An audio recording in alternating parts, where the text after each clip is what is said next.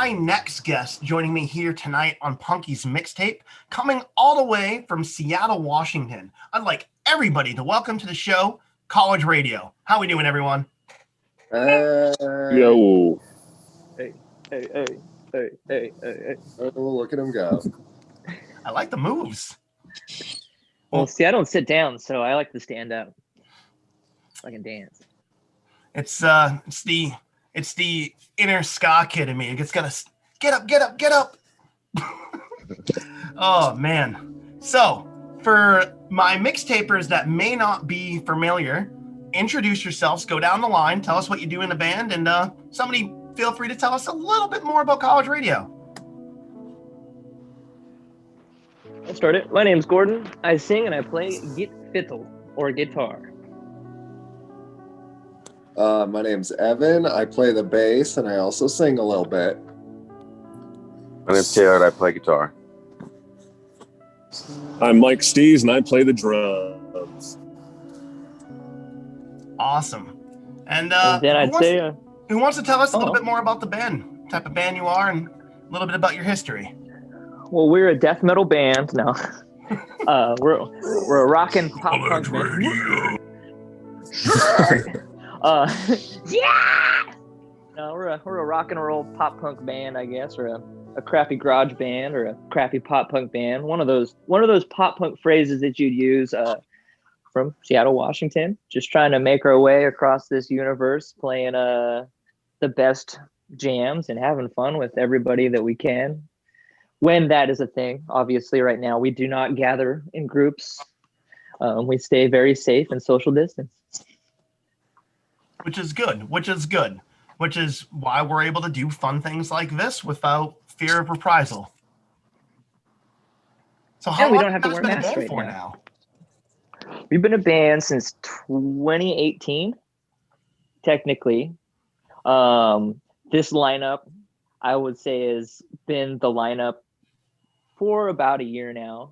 Mike just jumped into the group. He jumped onto the ship. We say brought him in. I was trying to think of a cool way to say that, but he saved our butts and stepped in pretty much right when the pandemic happened, and we've been riding dirty ever since with Steve.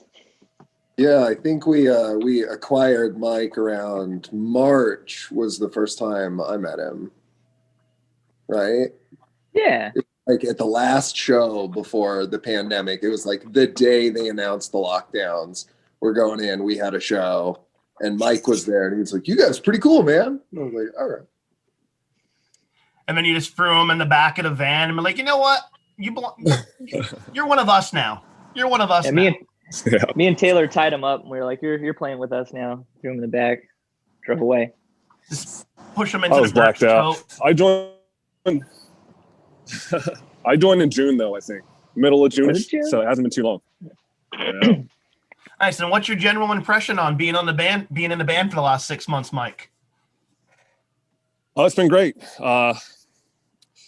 It's a blast from the past for me. You know, I grew up listening to Lagwagon, Pennywise, MXPX, No Effects, all in Sacramento. So to come up here and have this sort of pre-instilled notion of like, this is the type of sound in the Pacific Northwest. It went against the grain of, whoa, like, you know, we're all one type of thing. It's like, oh, this kind of shit exists up here too. So, and we all really got along. I've known Gordon and his resume for a bit, so I was, you know, always a big fan. So I was like, oh, I can take this kid serious. It's not one of those, you know, come over and jam and write 2 songs, maybe play one dive show and we'll break up and never do it again type of thing. I knew this was for real. So I'm stoked to be a part of it. Well, that's awesome. From fan to fam, just overnight. You gotta love those moments. Yep, exactly. Now, so Gordon, I You're blushing. That you founded the band, correct? Yes, sir. Very came up with the idea towards the end of 2017. Was done touring for a little bit. I had just left a group called Enterprise Earth earlier that year, and I just kind of like, it was the first time honestly in my life where I didn't tour. So I was kind of like, didn't know what the fuck to do. I was like stressed out. And a buddy of mine was like, dude, start playing the music that you want to play. And lo and behold, it went from, I tried to do this thing called Growing Pains. It just didn't seem right because, you know, if you could tell, we're more of the 2000, really old school Green Day vibe, Blink vibe. And I wanted to hone that in, and college radio just kind of like became a thing. And as much as I love the new school stuff, don't get me wrong, you know, that sound is so cool. We wanted to do something our way. And what's really neat is creating the band, putting the songs out. We kind of grew, and Taylor joined the band and really opened up everything. Like everything I write, Taylor takes it and makes it so much cooler than it is. And I appreciate that. And that's really when everything really started to vibe. Evan came into play at the end of 2019. We did a Halloween show together, and I drunkenly asked if he was looking to be in another band possibly. And first show with everybody would have been pretty much around this time last year, and then in January. And we've just been kind of fine tuning everything ever since 2018, I guess. So Well, that's I feel like I tangented off there. I'm always curious, you know, about all the, you know, how these things always form, because it's usually, and especially as we get a little bit older, it's usually out of the ashes of one project comes the next one, you know, the full Phoenix cycle. It's like, well, you and I still want to play music together, you know, this kind of fell apart, but let's keep moving forward. Like you were saying, really wanting to play the music that you wanted to play, which is really cool. And that's, I mean, there's times that I've gone and jammed with people and like, oh, you want to do this? I'm like, yeah, but I'm like, I'm really not feeling this. Like, I'm not feeling this, you know, and it happens just like Mike was saying, like, you know, it not want to be one of those things where you write a couple songs, play a dive show and say, fuck it, you know.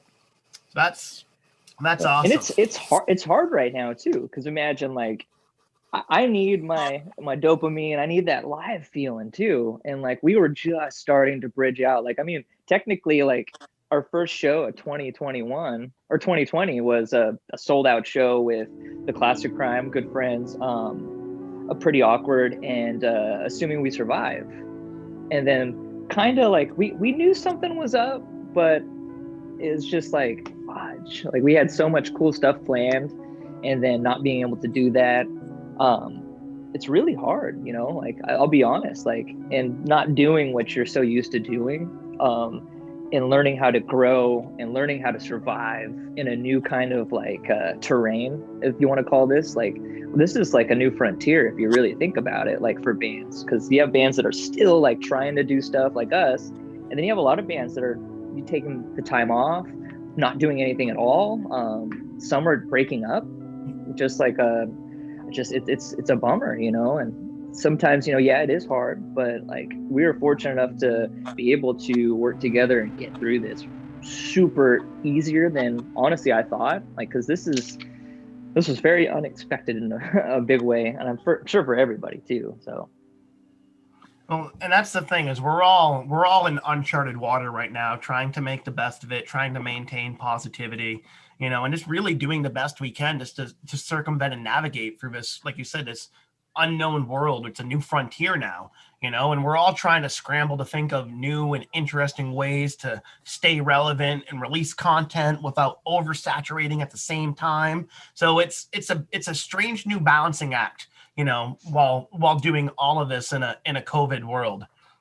So, and speaking of which, so Evan, Taylor, being quiet over there, how have we been maintaining during all of these COVID times?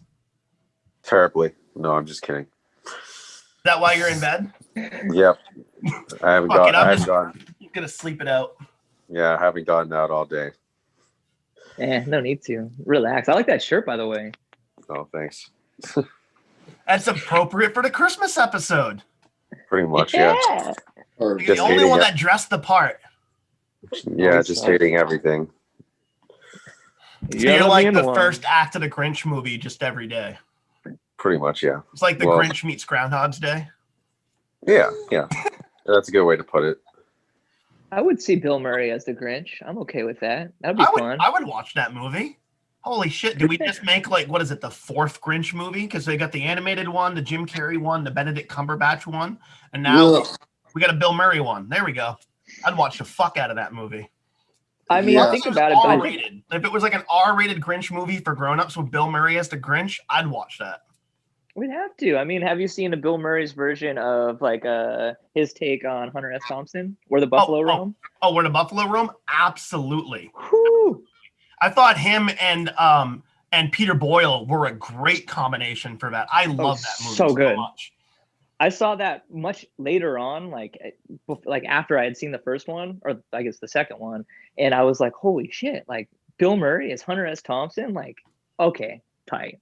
See, I'd actually seen Where the Buffalo Roam before I saw Fear and Loathing in Las Vegas. So I had already mentally in my head was already comparing Johnny Depp's role to Bill Murray's role. Woo. But we digress. Although, Hollywood, if you're listening, you can't have our idea. Gordon and I are going to make this movie. All right? You call Bill Murray, and then I'll figure out the rest of it. But you get Bill Murray on board, and we're good. Bruiser and College Radio will put this one out. Bill Murray, absolutely. we love the Ghostbusters. That's going to be next year's Christmas special, where we get Bill Murray on the show. And nobody will believe us until he actually shows up. No one's ever going to believe you. It's actually going to be me, you, and Bill Murray going to steal that Wu-Tang album. Oh, man. Anyways. Anyway. But we digress. So, Taylor, were you one of the original founding members of the band as well? Or did you come in later on? Yeah, no, I came in later on. There were a couple other people that joined in with Gordon when the band first came together. But no, I joined in when I guess Gordon hit me up like on Instagram or something. Was like, "Hey, are you looking for a band to join?" And I was like, "Yeah, sure." So I was looking for a band to join. Like I spent like the past like 5 or 6 years being a bass player for like metalcore bands and stuff like that. And then I decided to move on to guitar, try something new for once, because I just wasn't really happy being a bass player anymore. So yeah, I think might have been the best choice I've ever made so far. Definitely a killer guitar player, man. Definitely shouldn't be playing bass. Taylor can shred. No, I was just sick of just playing breakdowns all the time, and so I thought being in a pop punk band would have been the best move. So yeah, it's been the best decision I've ever made so far in band wise. See, I can totally relate to that because the last thing that I did musically was like a beatdown hardcore project, and I was playing bass in it. And it was fun at first, but it just got really repetitious, you know? And for me, it was heavy, it was fun, but it didn't have any heart to it. So I can understand wanting to jump ship to do something different, especially after listening to College Radio, doing the dive, checking out the videos and stuff. So much heart, so much fun, and you get to see how united the four of you are, and you have so much fun playing together. And I think that's the most important thing at the end of the day, is if you're just really enjoying yourself while doing what you're doing. Totally. Well, exactly. I'm a huge proponent of that, because I always feel like, especially when we're playing a live show or when we're playing a live stream, like even if you don't like the music, you should enjoy watching us perform. Like it's about putting on a show. You know what I mean? It really is. Every time I ever play out, I always talk to my dad before I play a show. And he's just like, hey, knock them dead and entertain the hell out of them. That's what he always tells me. It's my dad's advice every time I play a show. And it always warms my heart, but it's true, You want to go and have a good time. You want to be entertaining, one, to a crowd, but also to yourself. You want to be entertained just as much as they want to be entertained. So you want to make sure that the people you're surrounding yourself with are actually satisfying that itch, and you're actually able to build off from each other, which is exactly. Yeah, you kind of being in a band. You kind of get that energy reciprocating between yourself and whoever's watching you, even if it's only like one or two people. And if you can connect just to that one person in the crowd, it's enough. We've all played shows where it was only the other bands playing. It happens sometimes. They're not always all sold out shows, which is nice, but sometimes they're shit shows, especially where you live in the Northwest. I live in the Northeast. You know that like inclement weather can change a fucking show overnight easily. Yeah. And then it's a ghost town, but you have the obligation, so you have to keep going forward. But sometimes some of those nights where you know, necessity is the mother of invention, and you have a blast, you make it work, you know, and then you make good networking connections and stuff like that. So it's usually worth it. Exactly. pays Like, off. some of our, or at least like some of my most fun shows have been, you know, to like 5 people or something like that. Cause, you know, you meet your new best friend or something like that. Or you say if you're a member short, you might end up picking up one that was in another project, you know, and things like that. Just like how everybody stole Mike for the band. Yeah. Sorry, Mike. You're getting in the band. Are you my dad? I'm your dad now. Come on, let's go, son. So Taylor, you jumped in a little bit later. What was your impression joining the band? I mean, sorry, scratch that, Evan. Yeah. So, like Mike, I was aware of college radio before I had joined. Like Gordon said, we were playing this Halloween show together. We were opening for Home Safe. So it was my band, Midnight Movie, and then opening for college radio. And like almost no one was there for our set except for the college radio guys and like 2 other people. And like an hour and a half later, drunk Gordon stumbles up. He's like, you in any other bands? And I'm like, no. And he's like, you want to be? And I'm like, are you talking about your band, dude? He's like, yeah, what do you think? And I was like, yeah, absolutely, bro. And despite that story, college radio immediately struck me as really professional, if that's not too dorky and non-punk rock at all.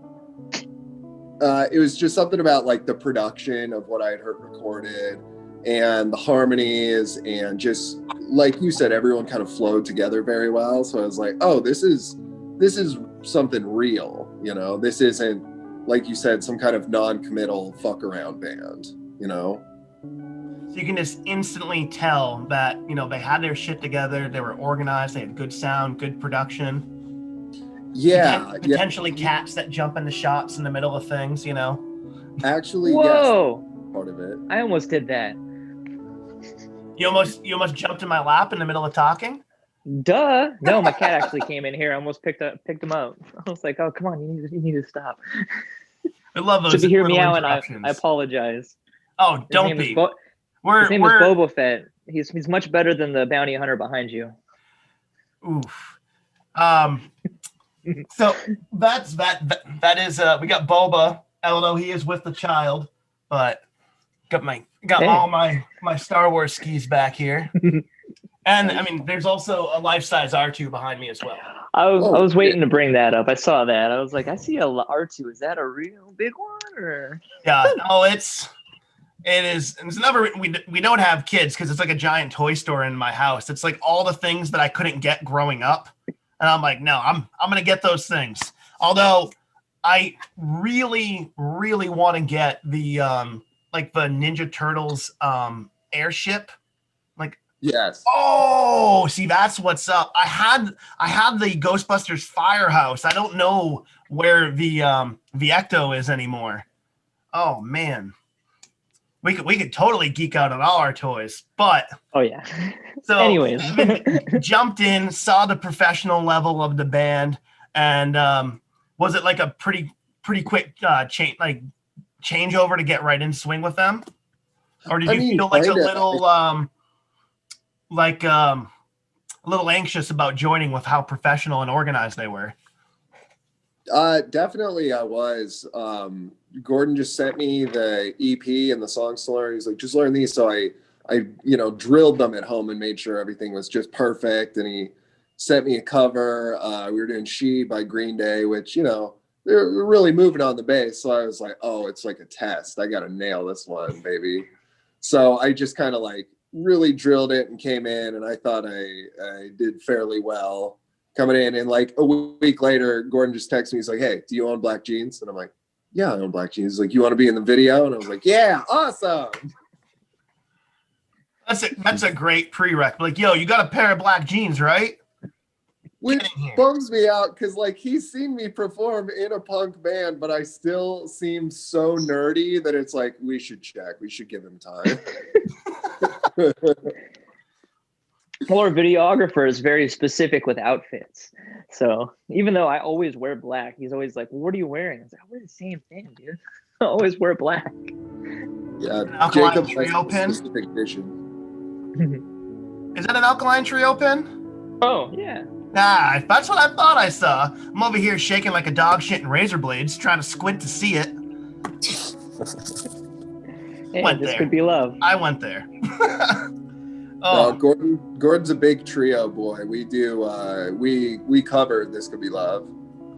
That's awesome. There's a recorded version of it with myself.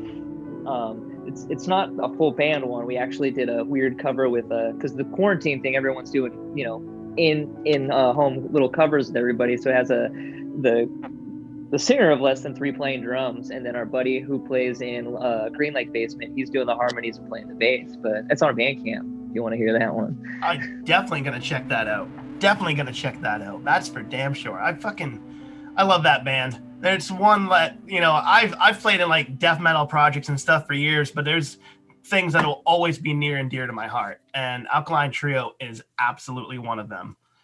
We use a lot of the vibe from how it's as happy as it possibly can be, but if you really dig into Skiba or Dan's lyrics, they're super dark, especially Skiba's. So it's funny because I'll have people like, oh man, I really love this song, like it seems so upbeat, and I was like, oh yeah, it's about this. What? Huh? Like That's what I've always liked. When with the right band, they can hit that dichotomy just right. Like, here's a really upbeat, positive energy song, but when you sit and break down the lyrics, you're like, oh, this is really heavy subject matter. But for me, that's always been the way that I've kind of dealt with serious things in my life, is I might need to make a joke. It's not at somebody's expense, but I just need to laugh at it to kind of take some of the pressure off in the situation. Which to some might seem like I'm coming off like a sarcastic asshole, but at the end of the day, I'm just trying to humanize the situation just a little bit. Yeah. And it's like, we try to utilize it's, nobody's perfect. We all struggle. We all struggle with a lot of problems. And, we wanted to really dive into that too, especially with some of this new stuff that we're doing, especially with the new EP. We're still waiting on the merch bundles to drop from the label, but part of those is something that Evan created, and then we're honing to really push too, and it's these little pill bottles, and we're kind of like trying to promote awareness on mental health, and it is okay to be depressed. It is okay. No one's gonna put you down for not being okay, or if you're feeling upset, or you just your brain isn't working like everybody else's. And that's a huge thing that we want to make sure that everyone knows that we understand you and we're there too. Like, whether it be we all handle things differently, we all understand, like, we get it. You're not alone. Shinfo. Yeah, I would say, like, right, like, it would feel really weird if I was writing songs about like picking up chicks in my car. Like, that's not what's up. I write songs about the two things that are in me: bummer lyrics and really catchy hooks. Like, that's what I got, and that's what I'm putting in here. And anything else would be just very disingenuous. I think that those types of conversations and like being honest about that is important. It's not an easy conversation, but I think it's an important one to have. And especially for men to be having this conversation and publicly doing it. For so long, the masculine social presence is that you're supposed to bottle it down, you're not supposed to talk about it, but then you end up with horrible suicide rates and addiction and all these different things running rampant because people don't feel comfortable talking about their feelings. And I think it's one of the most important things that we can do is be honest with ourselves, because like you were saying, Gordon, not people aren't always happy. The depression is real, anxiety is real. Most of us all experience this on a daily level or more so, and those who never have, then lucky you. I tip my hat to you because I wish I could go a day without being incredibly anxious and overwhelmed by things. But we find ways to cope, and I think the biggest is just being honest and being open about it, because otherwise it eats you up inside. And I've seen personally what that can do to people, and I've had to say goodbye to too many friends far too early because of that. It's hard too, man. Just like I said, we all struggle with it. There isn't we all have our bad days. We just learn how to handle it differently. I think music is the big thing for a lot of us that really keep us going. I miss live shows, because that was my live shows in the gym were two things that really helped me hone. Because I do struggle with depression. I do struggle with I'm a recovering addict. If I'll throw that out there. I haven't really ever said that on a podcast or to anybody online, but it's one of those where you learn to grow and you figure out how to better yourself. And music is one of those huge things, right? Easy. Oh, and it's we're fortunate to have a way to release just the negatives in a positive way. And it's been really nice to share that with a lot of people, and they're starting to share their stories with us. And I relate to this, and thank you for talking about this and all that. We're just animals. Animals help too. Animals do help, but it's so many people are trying to. We're scrambling in this world. As we said earlier, we're going through uncharted waters. Some people don't know where they start and stop at the end of the day, and they're so consumed with everything that's happening for them, and they're looking for anchors, anything that they can bring the ship home so they can actually have some semblance of normalcy again. And I think it's important when you can look to the different artists and hear an earnest conversation about these types of things like addiction and depression, anxiety, because people need to know that there are success stories out there. People need to know that you can get through this, that you're not alone, and that it is going to be okay, that there are going to be ups and downs, and it's okay. We all fail. We all fail from time to time, but it's the fortitude that you have to pick yourself back up again. And I think some days it's really hard to find that strength, which is why I think it's even more important to have these types of conversations. So maybe our strength can be somebody else's as well, and we can help them in any way to get back up on their feet. And even with just hearing you're cared for, you're loved, you're worth, and you have value at the end of the day. I think those are some of the most important things. And that level of positivity is what I really like about you guys. And knowing now even more so, a little bit behind the mic here, of getting to know you a little bit more, even more respect for you as well. Because it's not an easy conversation to have. Gordon, it's not an easy thing to admit on a podcast that you've struggled with drugs and alcohol or things like that in the past. And I have too. It's a fucking battle, and there'll always be people in your life that will try to give you, things. And it's here, just oh, this happened in your life. Well, do this, do that, take this, do that. And you just, you push it down but eventually it boils over. I've been in that spot many times before, and it's really was the music, connecting to other, connecting to artists, finding different things and finding my voice again, finding my strength to get back up on my own 2 feet. And I think that it's important, if you can be a beacon for that, then you should. Is really what it comes down to. Beautifully put. We want to be the lighthouse that guides the way. We want to make sure you don't crash, but it's okay to crash too. Nobody's perfect. It's okay to fail, and if you can learn and use it and not fail, but use it as a learning curve to grow, nothing can honestly be a failure at that point. Everything's just something that you will learn and grow from. But you can fail too, but it's always good to look positive.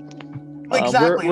If you can look at it from a positive perspective, that the glass is actually half full, and if you did fuck up and you failed, be it's all right. We're going to get up the next day and we're going to start again, and we're going to try again. And that's okay, because that's really what the human condition is. It's always that ebb and flow. It's that balance, and it's just trying to figure out where you can stand in your life without tilting the scales too far to one side. And we're working with a wonderful human named Julie and her group Something Beautiful right now out of Seattle, and that is also something with mental health awareness, and it's a compilation EP. We have a new version of our song Love actually on that, and there's amazing Pacific Northwest bands who are also trying to help do the same thing, and say that it's okay to not be okay, and that we're others that feel exactly how you are. So if anybody listening, shout out to Julie. Thank you for putting that together. And that's on Something Beautiful, their Bandcamp. It's on Spotify, all that kind of stuff too. So that's really awesome. When's that coming out? That's actually already out. Oh! She put that out the 30th of November. Killer bands just off the top of my head. Fiore is on there. Our buddies in Green Lake Basement, The Requisite, Waking Things, Tiger Rider, and just to name a few off the top of my head. That's awesome. That's really cool. Now, all this discussing on mental health awareness and things like that. I know we've asked Taylor, but rest of the band, how have we been maintaining positivity and trying to keep ourselves above water through COVID? Evan, you go first. I've been just trying to write when I can. I really tend to kind of hole up and kind of get into myself. So I'll just send the guys, a demo with everything written, and I'll just be like, okay, learn this before the next practice. But I'll just kind of I don't know, just kind of point everything inward and just kind of, I don't know, suck into myself, but just throwing myself into the work. Which is honestly, that's what I do. If I have goals, if I've got projects, if I have a to-do list, then I am too busy to kind of get lost in my own head. I can't say that there aren't days where I definitely fight the battle with it, but I find if I organize myself and I have goals and ambitions for the day, and then it gets a little bit easier. Then you're knocking things off your list. You feel like you're achieving or something, because you're making progress and you can physically see the end results. Very similar that way. Exactly. Yeah.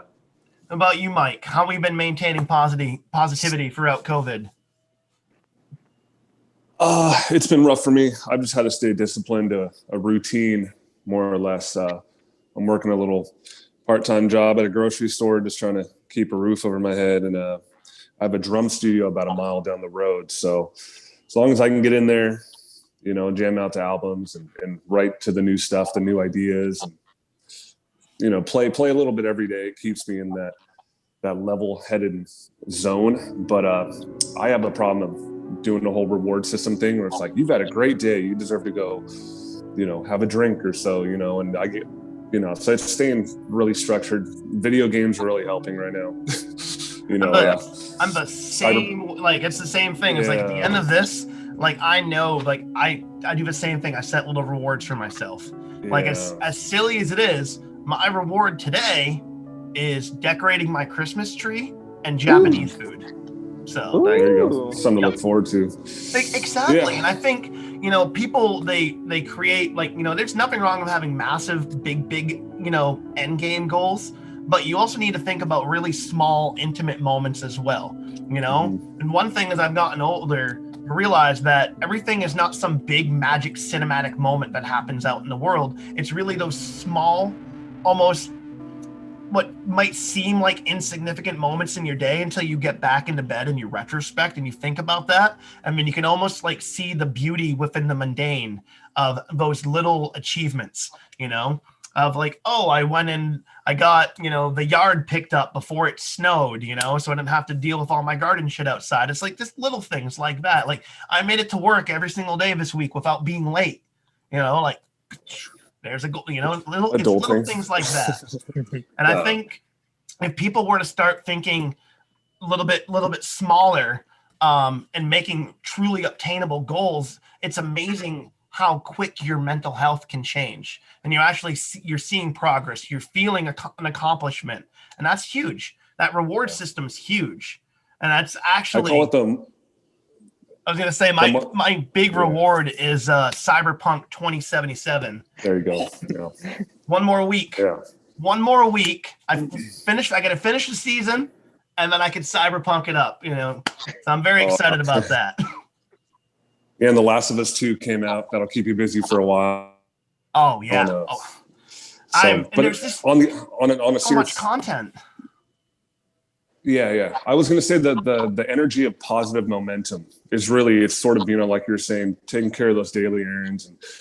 And, a lot of times when you lose that strength to keep picking yourself back up type of thing, that's when it can become overwhelming. I deal with a generalized anxiety disorder as well.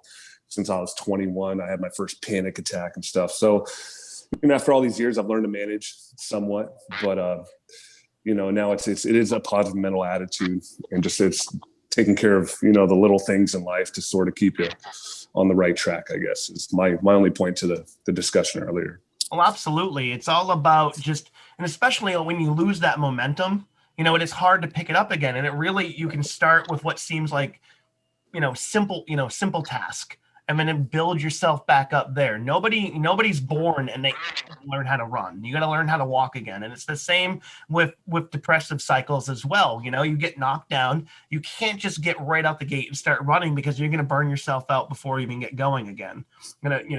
Small goals, pick up speed, build that momentum back up. That's awesome. Yep. We find ways to maintain throughout, and having a good band and support structure, people that have your best interest at heart, is huge. I got plenty of people out there that would love to get me shithouse drunk every night, but it doesn't achieve anything. They don't have my best interest at heart, because they're only looking at, the on the surface moment. Like, oh, I can go and just drink this problem away. Be like, well, when you wake up tomorrow, all that shit's still going to be there. Exactly. Yeah. I can't imagine being the only guy in the band too that was struggling like that, So it's to have common ground between all of us, the fact that we can have these conversations, it's like it makes it so much tighter. The music, continues to excel, and we write more heartfelt and genuine songs and grow together as a brotherhood and as a band, and that's really important for the longevity as well. It really is. If you can't look over, across the stage and see, that you're a family member, one of your brothers or, and sisters for some bands, then I don't see the point, because it's never had any heart. I grew up playing music with my father, and then playing music with his band. So like, music has always been incredibly personal for me. It's never been, right. Even when it has been a business, it's always like the family comes first, and then like we could figure out all the other shit afterwards, And that was always the main thing, is like, let's make sure that we keep a sense of brotherhood, togetherness, and family throughout all of this. Because if we lose that, then we've lost sight of what's really important. Exactly. What about you, Gordon? How have we been maintaining throughout COVID? Marijuana. I live in Maine, so I totally can relate to that. Copious amounts. No, it's music. I unfortunately have not had the opportunity to not work. I've been working since day one. Since everything has happened, we just wear masks, which I'm okay with. Like, shoot, after this is done, I'm probably still wear masks because I feel like a ninja or Sub-Zero.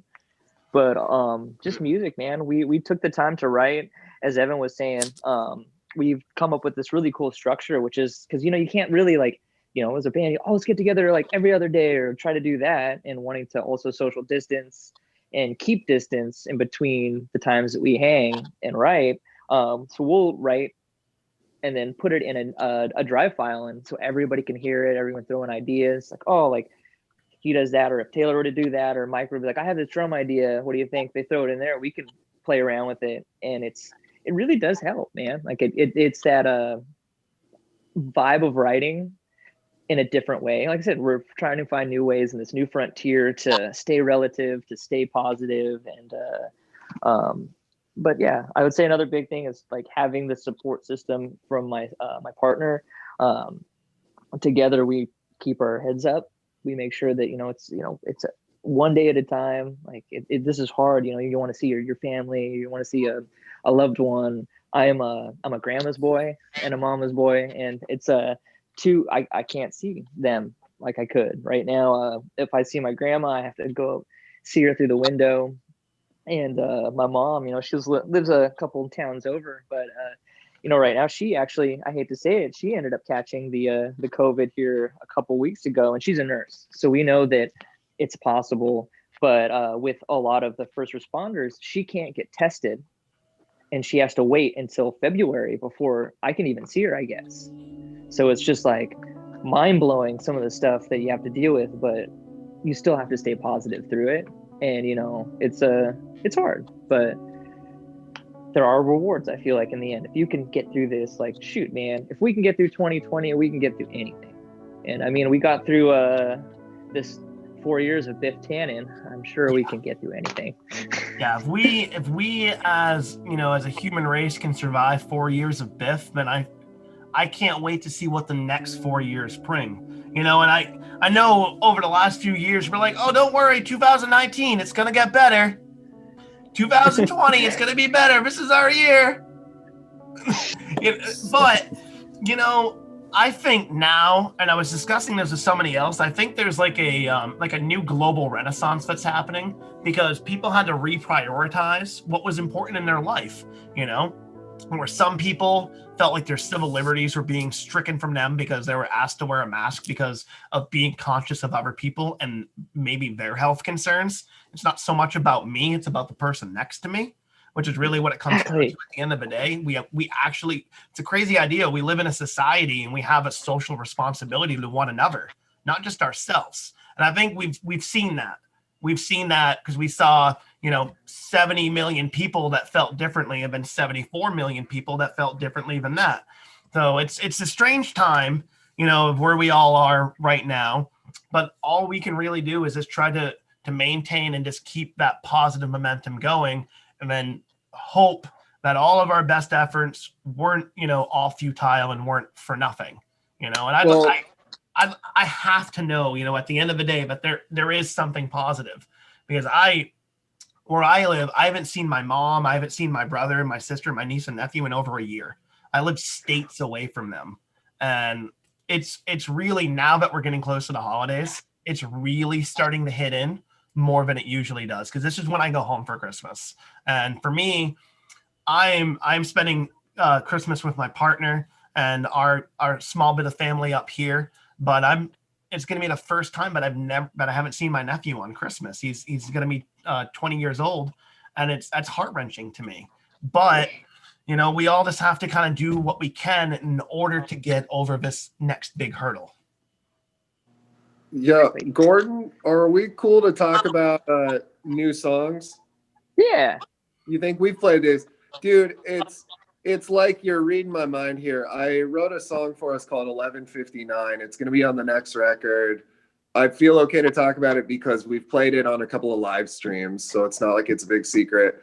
But it's like you're reading the fucking lyrics of the song. It's honestly about 1159 is about like the doomsday clock being close to 1159, the world being on the brink of peril, and feeling kind of internally guilty and conflicted in taking small pleasures while the world is kind of falling apart, and it's just about like holding on to those little things and using them to kind of block out like, oh, the world is on fire, but like, I'm feeling good right now, I'm okay. And just like there's lyrics about haven't seen your family in forever and wearing masks and all the 2020 garbage. I threw it in. Oh man, we're right on that same hive mind right there. I think it was Ben Franklin that said on the 18th hour on the final day is that humanity will show its truest colors. Yeah. So this 11:59, the 18th hour, just had me thinking about it when you said that. It's interesting times that we are in. So that brings me, we'll bring it to the next subject matter. You bring up an interesting point. So obviously we're talking about how we maintain the positivity throughout COVID, but obviously you've been writing some new songs. So what has the band been up to? So obviously you've been maintaining distance, you've been recording separately and been sending files to each other. Am I understanding that correctly? Yes, indeed. We actually have gotten together in studios when we know it feels right, when everyone has kept a good distance. And obviously, we take full precaution. If someone's not feeling well, it's canceled that day. We won't try to do that. We do try to, it's okay, we have X amount of time. Let's pack everything we can into this one small amount of time and try to get it done. And I know it's not the most effective thing to do, but we do have to kind of like work with what we have. And we've been very fortunate to, get in a studio, work with the people that we enjoy working with too. Jacob, who's done a lot of our stuff. Dane has helped out. Hot Dog Man. You see his foot in our music video and his hair. But they've kept us with our ideas. Like, hey, we got this song. I want to get this done. Me and Taylor finished up one of our older songs that we've been grinding away at for so long. I feel like before Evan got in, and we actually were able to finish one of those. So we're just kind of taking everything from just that we've written through this whole year, and we're trying to now put it on pen and paper and create it and make it real. Well, that's exciting. So, it's really exciting, and it's really, I know, like you said before, like some bands are taking breaks, some bands have broken up entirely, and we've had to find new creative ways in order to maintain and keep pushing forward. But that's awesome. You've been able to kind of puzzle everything together from a distance, which I think is beautiful. You're a family. You've been able to keep up, and honestly, I'd be every single day be checking that Dropbox, be looking for something new, because then that's adding to the the goal and reward factor of everything, and having something to look forward to.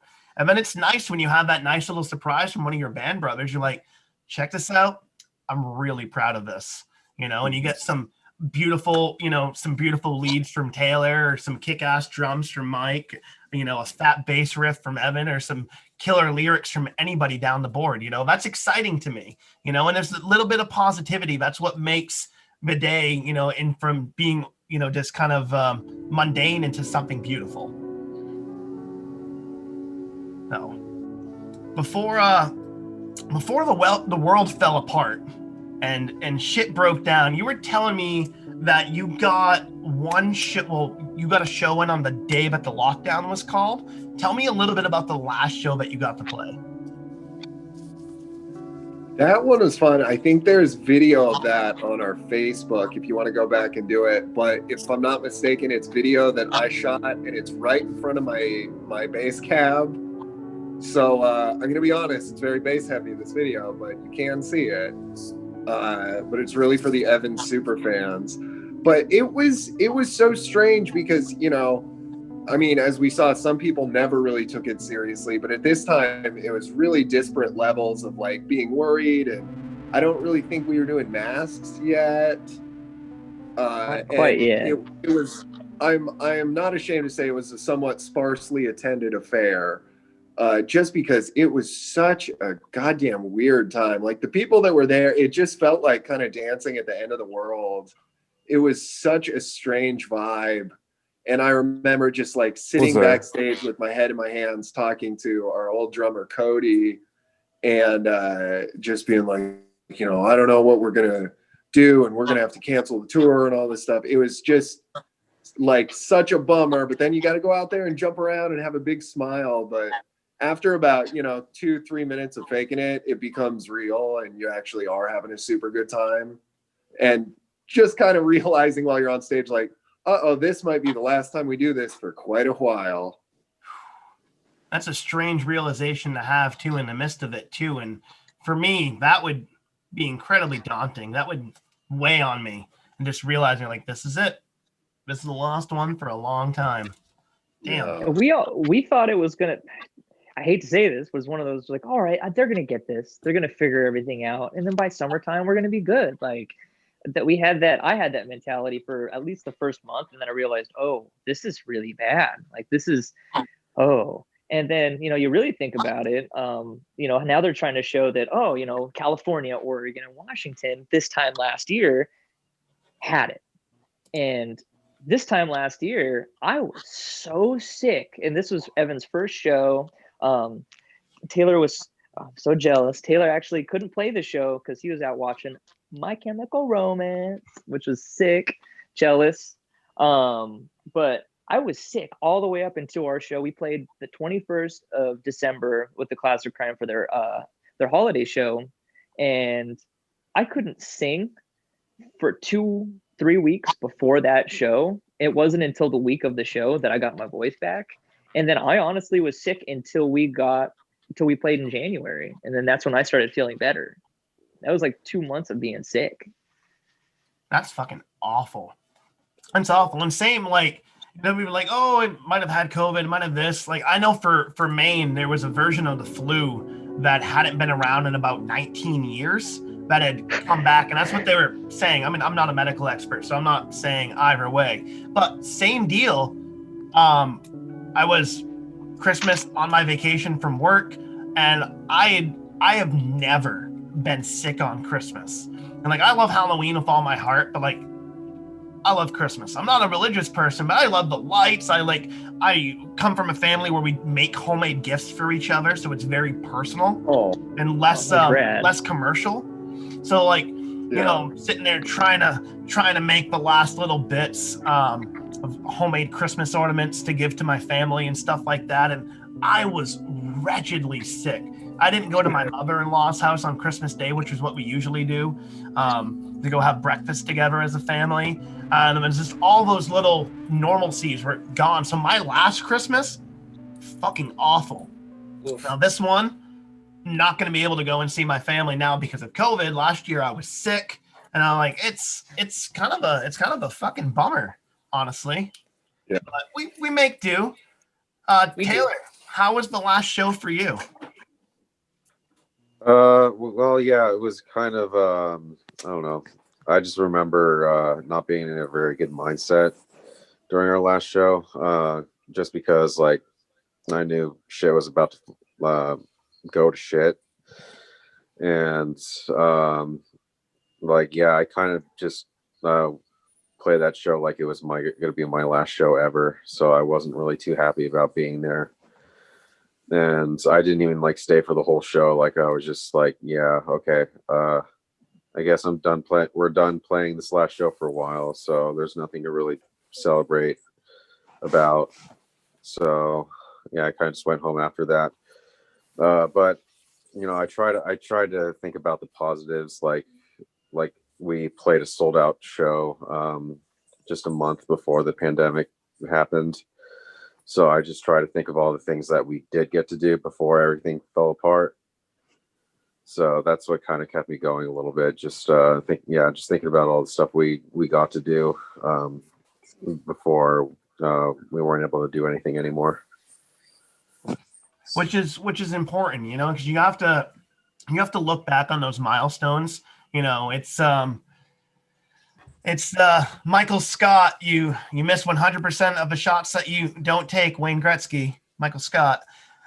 But you have to think about, you know, that of the goals that you do make, you know, because if you sit there and think about all the shots that you missed, it's just going to eat you up eat you up inside, you know. Mm-hmm. So, and that's the thing. Fuck, dude, my last show was September of last year, before any of this, and I just I played a big festival here in Maine, and I didn't know that was my last show. And had I known that was going to be my last show for a while, I probably would have done more, you know. And I think about that is like, had I known, I would have tried to do more between September and then and booked myself something instead of just like, oh, I'm working on an album, I'm doing this, I'm taking my time, I'm just being really, you know, really just free with it and not stressing it, because I'd put in so much, you know, pressure on myself to get things done at a certain time that I was like, no, you know what?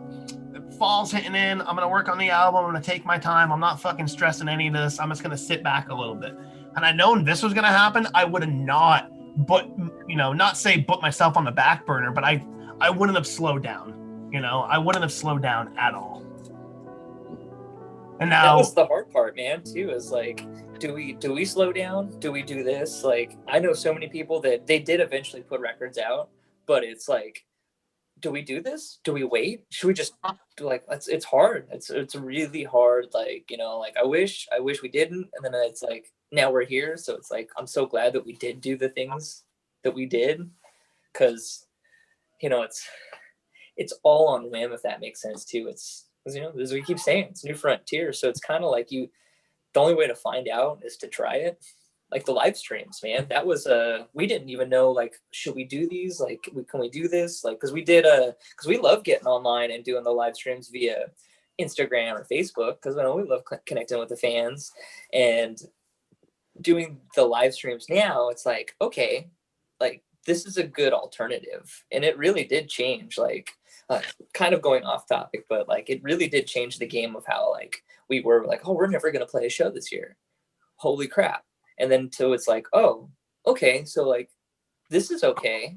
You know, it's a little weird, but I can still hear myself. It's kind of like show methadone, you know, Yeah. like, oh, this is kind of like it, and this is kind of satisfying my itch for, you know, the sweet, sweet junk of, you know, seeing kids in the crowd or whatever. Like this is a stopgap.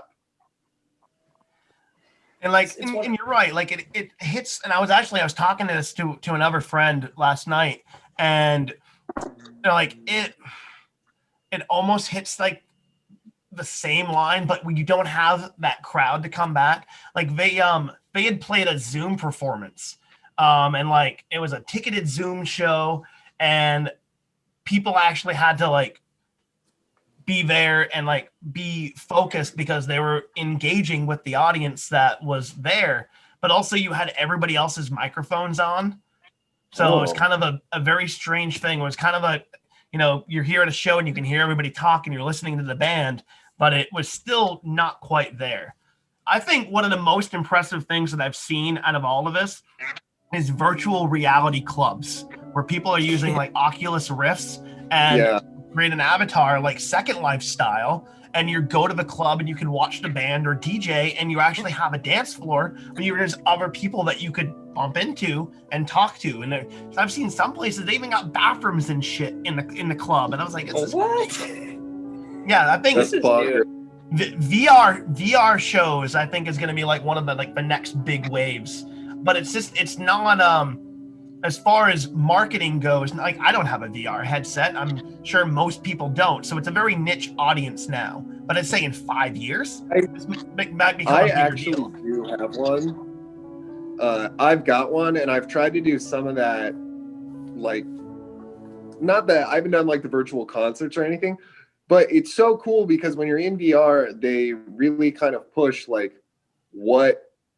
how you can experience the music. So there's one where it's just a bunch of weird like color shapes flying around you and stuff like that. But I haven't gotten to like meaningfully interact with anyone in VR. I did go in to one of those like, oh, we can watch stuff together and we can interact. But it was just some dork, and he was like, do you want to watch my drone footage? And I was like, how the fuck do I get out of this lobby? Like, he could hear me on my microphone like, Jesus Christ, how do I turn this off? I don't want to talk to this guy. I want the full show VR experience. I want some guy to dump a beer on me and then pick a fight with me over it like it was my fault. That's what I want. Yeah. Well, could you do that? And it'd be like, because you both have your things, you know, you're like talking, like, so you're holding out, you can drink your drink, and then you can actually punch him, and then you're just. That's what we need is like these VR rooms. They need to have, everybody needs their own health bar, and you just need to. How many lives do you have? Well, I can only go to this concert because I have 2 lives, and then, you know, I want to mosh, but I don't want to. That would be interesting too, a virtual mosh pit. That's something else. And then you actually have a health bar. Dude, we're on it. I think is what we just need to do is we need to just keep brainstorming ideas because I think we're on to the next big thing. I think it's the new Rock Band game where you have a choice to either be the musician or the fan. And it's kind of like they have, you know, the manager position in the new video games for football or wrestling. All that. You can do manager mode. You can do this. So you can be the concert goer. And your goal is to go to X amount of concerts without dying, without overdosing because you became a drug addict and you're in the bathroom or doing that. Or, you know, just the really weird shit. Or you be on stage. Like, yeah. I don't think many of us could assume how this was all going to turn around, or, you know, the expectations of like knowing it was going to be our last show and things like that, and just the weight of it. And I know that for Mike, you got to join the band and haven't even got a chance to play out with them, correct? Yeah, that's right. We did the 2 live streams, but I haven't gotten the taste of the crowd and the experience yet, which I'm looking forward to.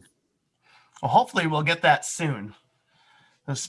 Speaking of the crowd and experience, for the fellas that have been in college radio and gotten to play out, any moment that really stands out above the rest that just like really gets you through the day when you need it most, when you look back on it? It's just honestly just the support. Like there isn't really one moment. It could honestly, it's weird to say, it's 2020, man. Like the whole year has been just not what we expected. Like we thrived more in 2020 than we did in 2019 in a way, and the support too out of nowhere, like it's really killer. Like I mean, we are very heavy promo, like, you know, we promo as much as we can. We try to talk to everybody we can. You know, we're not a huge band at all. We're still a baby band. We'll be a baby band until we can actually get out on the road and tour and change that from baby band to mid-level band. But I want to say, if I chose a moment, it would be we were playing that Crocodile show, sold out show this year, and just seeing everybody in this venue that's like, holy shit, like this is January and we're playing a sold out show, and there's we had friends that couldn't even come in, where I'm like, I told you, like, you should have bought a ticket. Like I haven't got to say that in a long time. Like it was one of those where it's like, holy shit, like can't get over it still. Like I'm still in awe. I remember warning people when that was coming up. I was like, I really don't want to sound cocky right now, but it's gonna sell out. Like, if you want to go, you should buy a ticket early. And they're like, yeah, whatever, dude. And I'm like, I'm not trying to be a dick. It's going to. And then, like, day of, we were like, yeah, I'll be damned. Look at that. And I'm bummed. I only caught the last song. I walked in right as you were saying, have a good night. That's all I got. Yeah. I was a little late. Oh, I hate that when I'm like, I'm there, I'm going like to support one of my friends' shows, and they're like, hey, thanks so much, we had a great night. And the crowd are like, what did I miss? Yeah. And it's one of those too where they overpacked the place too. So if you really like it, being like a fan, I couldn't actually like go watch from the stage. I had to like be by the merch tables and watch the whole bands play, you know, like it was just nuts. I mean, just being on stage, I look to my left and, you know, I looking at Taylor, I'm like, oh my God, like there's a lot of freaking people. Holy shit. Cause you know, we're the opener, you know, you open, you sound check to an empty room, and then you go off, you have a drink, or you grab have a smoke, or you know, just do your thing, hanging out with your friends, and then you pop back and you're like, holy shit, there's a lot of people out there right now. Where'd all these fucking people come? Just doing the peek, you know, where we would peek out from that green room on the side and just like, holy shit, look how many people are here. Like that one. Oh man, I miss those moments so much. And I don't care what anybody says, you could be a musician your whole life, you will still get those butterflies. I've played in front of a lot of people in my lifetime, and I still get nervous. Even walking out in front of 20 people, I still get nervous. Like it's just kind of like, but I think we're all addicted. Even at the live stream, we were walking out in front of just one guy, our friend Aaron, and like you still get it. Oh, we got lucky for our Halloween live stream. Because we filmed it on a Tuesday, and then we put it out on a Halloween, and it's walked out and some tech difficulties where it was like, you know, you guys can stop. Oh yeah, cool. Let's not do that again. It's still fun though. Like, and we're a band too that, like, this is something, like, not to go off topic, but that was talked about is, do you like a live stream where it's raw? Do you like a live stream where it sounds like the record? Do you want the live stream to sound like you can't tell if that person can sing on key or not? It's interesting seeing those. We don't use any edits from what I know, at least. Like what you saw is what you see in both of those, and that's what I love about it, because it's raw. That's why I like punk rock. Like, it's okay to like not play to a click, and maybe you screwed up a note, you sang flat, like you're real. That's cool. Like Dave Grohl said it best, you know, like start out in a garage. Like that's what we are. We're a garage band. Like this band literally started out in a garage. It's tight. There's always going to be mistakes, you know, things are always going to happen, you know, and you can't beat yourself up, but I think it brings like a level of authenticity to it, you know, where, you know, you can easily throw a backing track on there easily, you know, but is it what you want to do as a band? You know, and I think honestly, for me, more of a raw approach is kind of what I prefer these days. You know, it's a little bit more honest. You know, and I think those imperfections they make us human. So Taylor was around for this one. We got to play with Can't Swim and Home Safe, different time, and Youth Fountain. And this is we had just finished writing Untitled, jamming it as a group a couple times, and this is the first version of it. Going into the chorus, I completely forgot everything, and we're playing in front of like this little big crowd. So it's like, oh, there's a good amount of people here, and I'm just like, you obviously don't stop, but you know, I turn around, I look at our drummer Cody at the time, I'm like, fuck. I look at Taylor, and I turn around. We just kept going, and it worked out. But it's just one of those moments where you're just like, oh. But you know, just told the crowd, hey, you know, punk rock. No one talked about it. So. Oh, like when at my first college radio show during the first song, my strap fell off. That was fucking great. Be worse. You could have been like doing a guitar throw and you just send it across the room. I've done that a few times. I'm like, fuck this strap lock. It sucks. It was such a bummer. It just like, I really wanted to make a good impression, and it was a big show. That was the Numos one, so there was like 300-400 people, and I just looked like an idiot. It was great. Just like, welcome aboard. It's humanizing though at the same time. You know, if I saw that, I'd be like, oh, his strap falls off just like mine does. So, what about you, Taylor? Any memory that kind of stands above the rest? Yeah. As far as the sold out show, I mean, I was blacked out drunk that day. So, because I was just so happy about playing my first sold out show, and like I accidentally drank a little too much before we even went on, and I just barely vaguely remember playing, but I couldn't stay for the whole show just because like I wasn't able to. Like I just got myself way too wasted. But other than that, like another show we opened for my favorite band of all time, Alisana. And like that was just such a great time, because just something I didn't think was ever going to happen, just opening for my all-time favorite band. Like that's a memory that stands out for me the most. Just doing something you thought you'd never be able to do in this lifetime, like, and it actually happened. You know, it's just sitting on the side of the stage too, man. They're all watching us. That was cool. Mm-hmm. That's awesome. You know, especially when somebody that you hold on near and dear and you revere, when you finally get that opportunity. And you know, with some bands, they don't usually check out the openers, but to have somebody that you love and respect so much as an artist, and they're actually there and they're actually focused in on you, that's got to be surreal. Mm-hmm. Thanks, Benny, for that. We appreciate you. Check out Avoid if you guys haven't. Well, that's awesome. And I think those moments when we look back in retrospect are like more important now than ever, because for me, when I look back on some of those show memories, they're absolutely like what pushes me on to the next day. You know, I'll be sitting there working here in my little studio, working on tracks and stuff. And I'm just, some days, you know, you can get inside your head and you have to look back on those milestones. Because I think when you do that, one, you realize just how far you've come. But they're also like little merit badges on your soul. And you can look back and be like, I fucking earned this. I fucking earned every goddamn second of this. And I deserve this. And it kind of goes back into the conversation of self-care and self-love and just appreciating yourself and appreciating the things that you have been able to do while we're all kind of struggling and managing to learn without right now. Right. You said it best. I got my moments sometimes. It's almost like I read the dictionary or something. Oh, the best book. Best book ever. I've never read the dictionary.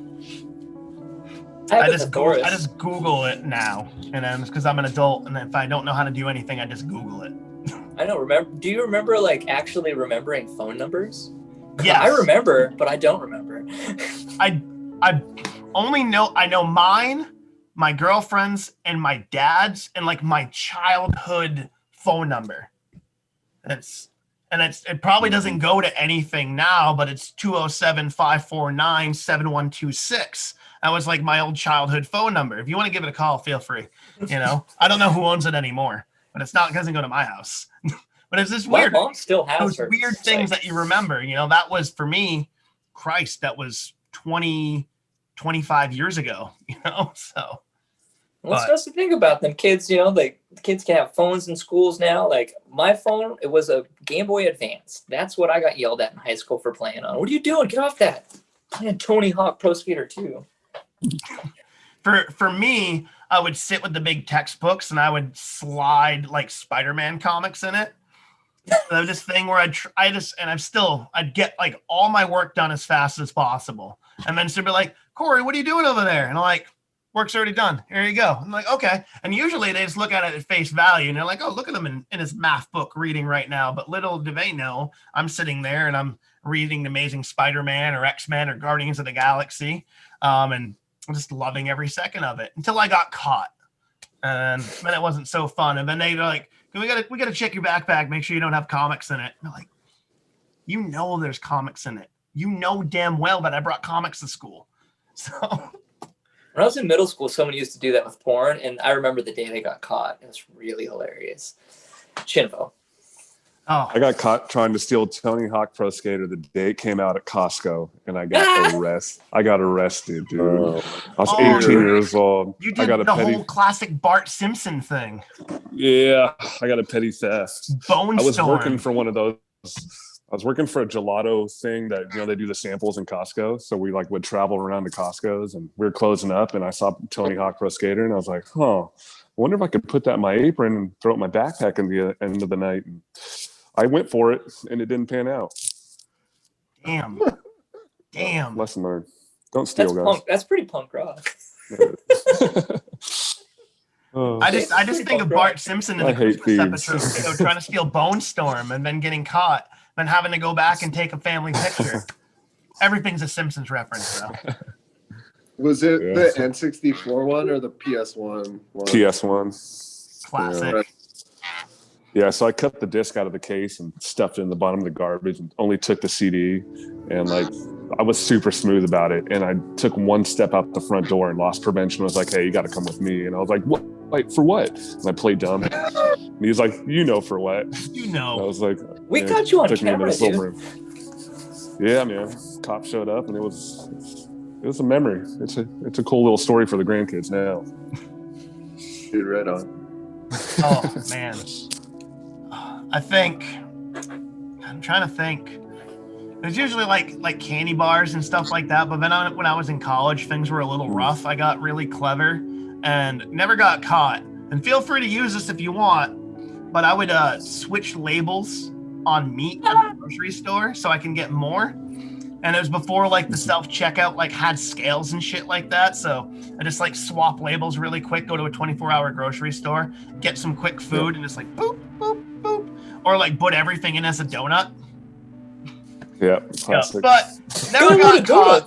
But I stopped before I got ahead. I got a good job, you know, and then I was able to afford food. So, and I don't really see it as that bad. Like looking back, I'm like, I look at some shit that I did in my life, and I'm like, wow, you're a piece of shit. But I don't see like swapping labels to survive as a bad thing. So we like, you know, like being a touring musician, you know, it's like you struggle, you know, I'm not saying that people take things, you know, but sometimes people commandeer things, you know, and sometimes, you know, a case of water from a Walmart or something like that. Not technically stealing it, because that's such a harsh word. We're commandeering it for the good of the liberating it. Yes, to stay hydrated, or you know, maybe we wanted the box of crackers because you know there are little tips. I was like, I'm not paying for ice. All right, so like getting gas station, I was like, I'm not paying for ice. That's a ludicrous thing to have to pay for. I feel the same about water for a long time too. I'm like, I'm fucking 60% water. I'm like, why should I have to pay for water?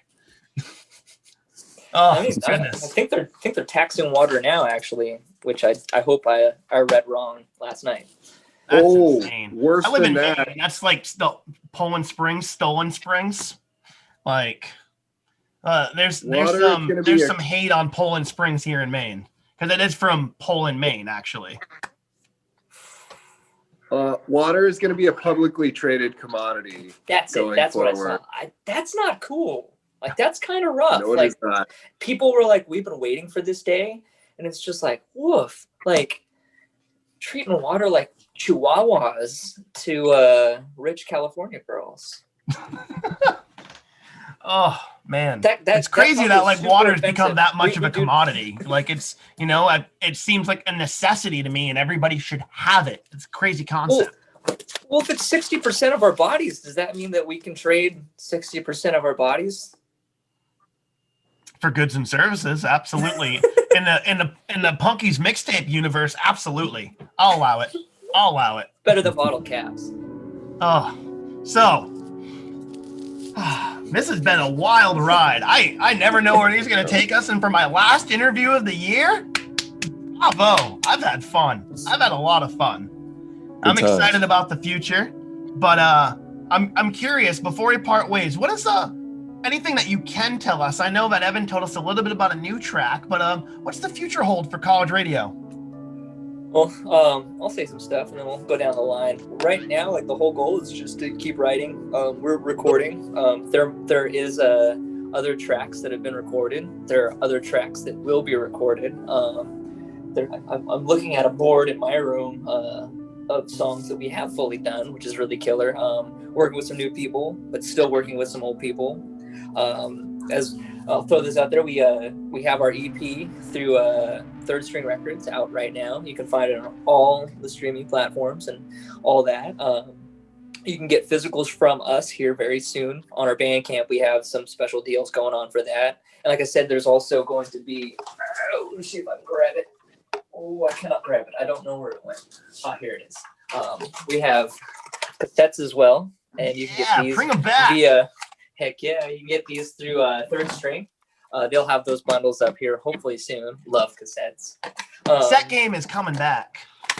Cassettes and vinyls, man. We put a vinyl out of some of our recent stuff, and it sold out like super quick. So we're like, okay, like we need to keep doing the vinyl thing. But back to what we were talking about, just continually writing. Hold on. We got the pill bottles going too. Oh, these were part of as long as we're bundles. plugging. Yeah, get that in there. And those Ooh la have la. stickers, buttons, a patch, and then a download code. So They're super, perfect super for keeping sweet. your drugs in. Yeah. So if you take your dailies, or sometimes you need the green medication, you could put Yeah. Picks in there too. I think Picks will fit inside that. Yeah. We fit picks in there, or like earplugs, or like stuff that's actually good for you to have and use. I just realized something. We actually, so anybody listening, if you do pick up a pill bottle, we did put Picks in. I totally forgot about. There is literally, I think, 3 or 4 specific pill bottles with a pick in it. And I believe we wrote something in it too. I forget. We wrote something on the back of something in those bottles. So if you get this bottle with a pick in it, you get something free from us. For finding like the golden ticket. There's really one cool. one from each of us. Gordon and I were there, and we gave our picks. And Taylor wasn't there, but we found a pick of his in the practice space and threw it in. That's really neat. Little extra surprise in there. Yeah. But hopefully, just if touring comes back in 2021, our goal is to just get back out on the road. But we want to do it safely too. We're not trying to put anybody's life at risk, or try to throw some shows because we want to play shows. We want to, do this safely and come out of it swinging, where everyone can just have fun. But when those shows do come back, like we want to play with all our friends. We want to play with new friends. Maybe we'll go overseas. Maybe something like that. Come to Maine for the first time. Oh, we need to hit the East Coast. We'd welcome you with open arms, my friend. I can help you organize that too. Don't worry. Please. I know plenty of places that would love to have you. %. Anybody else want to add to the future endeavors here of college radio? Did we miss out anything? I think Gordon nailed it. I'm just going to try to learn this stuff the best I can, and I look forward to getting out there and rocking, man, and getting in front of people This for the has first been time with the an band. absolute Honored. treat. I can't thank you enough. I feel like I'm honestly been shooting the shit with like old friends that I haven't seen in years. And I love that. You know, with some people, you can just jump right into it and it's just absolutely natural with you guys. So thank you. Thank you. This has been a fucking complete treat for myself. I've had a blast. I hope you had too. Oh yeah. Thank you, Punky Bruiser. Absolutely. Oh, Yeah, thank you all. Evan, Gordon, Mike, and Taylor, better known as College Radio, my final guest of the year. We did it. Season 1 finale. We did it. That's what's up. Thank you so much. And we can find you on all the streaming platforms. That's correct? All the streaming platforms, all the social medias minus TikTok. If you guys bug us enough, maybe we'll make one.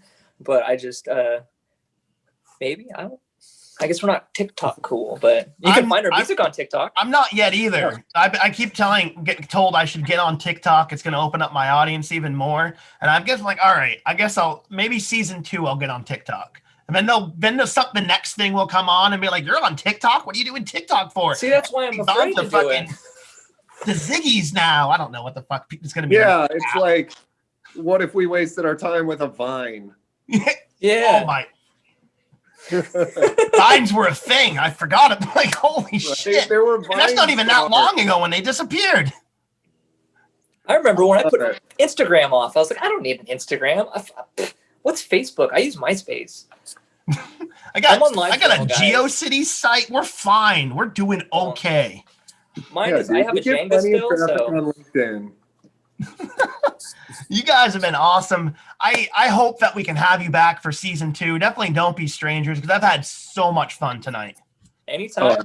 We have a holiday song out too right now. So if you're still in the mood, anybody listening, warm holidays, all on the streaming sites. Even better? Yeah, that video should release in like 30 seconds, mixtapers, because I think we're gonna check it out tonight. Woo! Oh hell yeah! Let's keep an eye out for that video too. That should be dropping here in the next week or so. So we're definitely gonna keep an eye out for that. Thank you so much. My guests tonight have been Evan, Gordon, Mike, and Taylor of College Radio. You guys have been an absolute treat. Thank you so much. Thank you, Punky. too sweet. I mean, you guys have a Merry Christmas and a Happy Holidays too. Yeah, You too. And everybody else, if you don't celebrate those other things, just enjoy time with family if you can.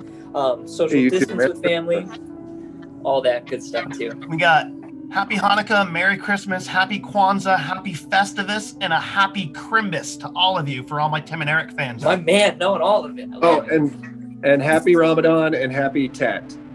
There we go. Now, full circle, Ramadan and Tat. I almost forgot about those. Come full circle, full representation of everybody. Thank you so much. Right. Let's do this again real soon. Heck yeah, Die Hard is a Christmas movie. Fucking right it is.